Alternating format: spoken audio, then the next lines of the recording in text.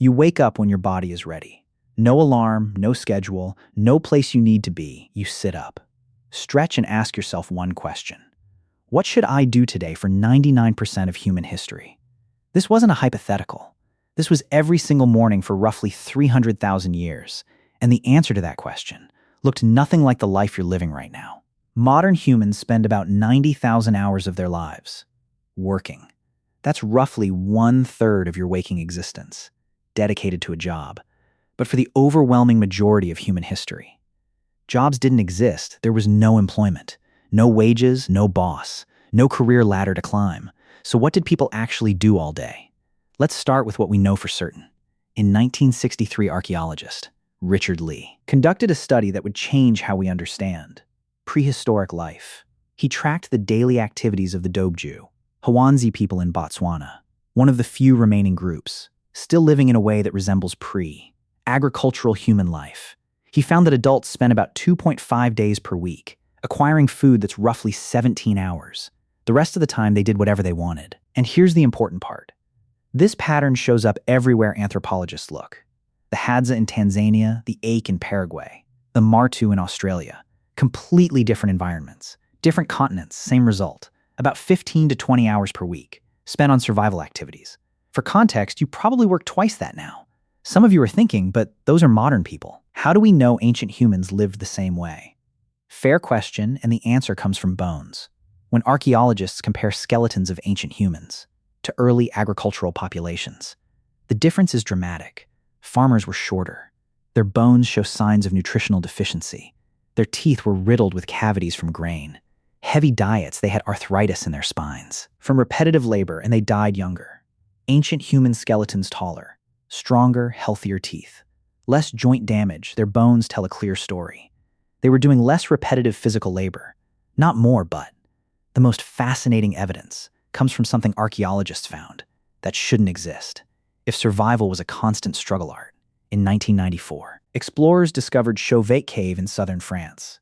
Inside were paintings created roughly 30,000 years ago.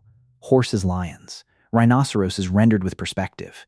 Shading and movement, these weren't crude stick figures. This was sophisticated art that required skill, planning, and most importantly, time. Someone spent hours, maybe days, deep inside a cave by firelight, painting animals on a wall. Not for survival, not for food. For beauty, for meaning, for something to do in Blombo's cave in South Africa. Archaeologists found 100,000-year-old, perforated shell beads, tiny holes drilled through seashells, clearly meant to be strung together as jewelry. The nearest coastline was 20 kilometers away. Someone walked 40 kilometers round trip, just to collect shells then. Spent hours carefully drilling holes with stone tools. Just to look good in 2008, researchers found a 40,000-year-old flute, carved from a vulture bone in Germany. 5 finger holes perfectly spaced. Whoever made this understood music.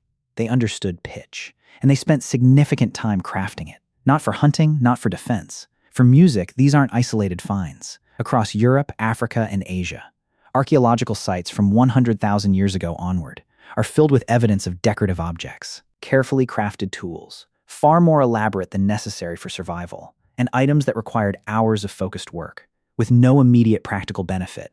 This is what people did when they weren't securing food. They created, they decorated, they made things beautiful. So let's reconstruct a day. You wake up around dawn. The fire from last night is still smoldering. Someone adds wood. You eat leftover meat or fish from yesterday. Maybe some nuts or berries collected the day before. Breakfast is social people talk. They plan loosely for the day. Not because they have to, because that's what humans do, around mid-morning. A small group might leave to hunt or gather. But here's the key: you don't go every day. If the hunt was successful 2 days ago, and food is stored you might not leave camp at all. You might spend the morning working on tools, sharpening a spear, weaving a basket, scraping an animal hide to make it soft and usable. This isn't work in the modern sense. There's no clock, no supervisor. You do it because competence matters, because being skilled earns respect, because making things well is part of being human. If hunting happens, it's not the frantic chase you see in movies. Humans are persistence hunters.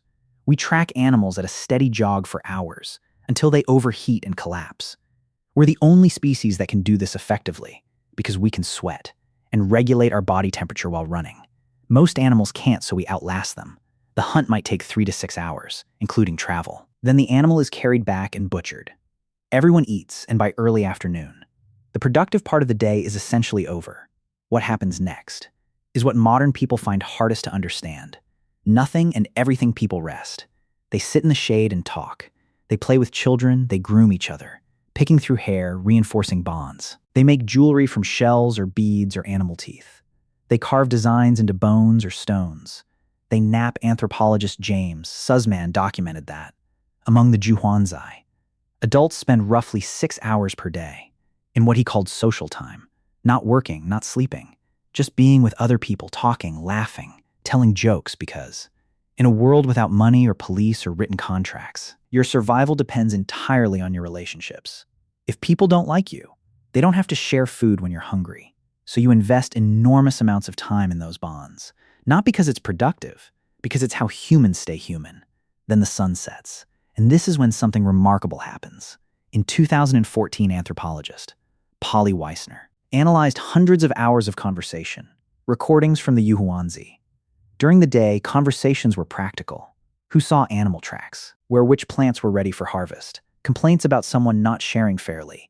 But at night, around the fire, 81% of conversations shifted to stories, myths about how the world began, tales of ancestors who did impossible things, jokes that made everyone laugh, adventures from far away. Wisner argued that this is where human culture was actually born. Gods, spirits, the past, the future, things you can only think about when your stomach is full, and you're safe, and people didn't go to sleep and stay asleep the way you do now. Historical records from medieval Europe and sleep studies from the 1990s confirm that. Before artificial light, humans slept in 2 phases.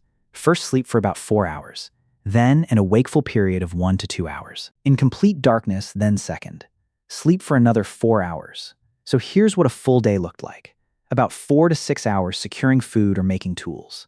About 6 hours in social interaction, storytelling, grooming, playing.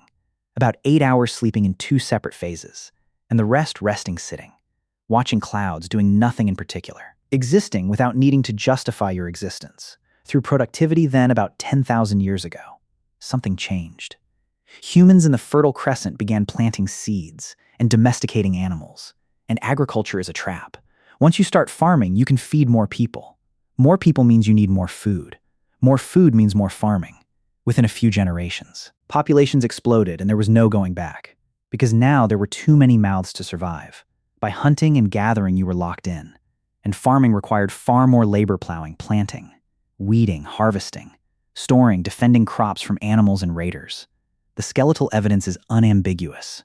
Early farmers worked harder, ate worse, and died younger than the hunter-gatherers who came before them, but the population kept growing. And with larger populations came specialists, toolmakers, potters, weavers, inventors, then soldiers, priests, administrators, and eventually jobs, employment. The idea that your time belonged to someone else in exchange for resources.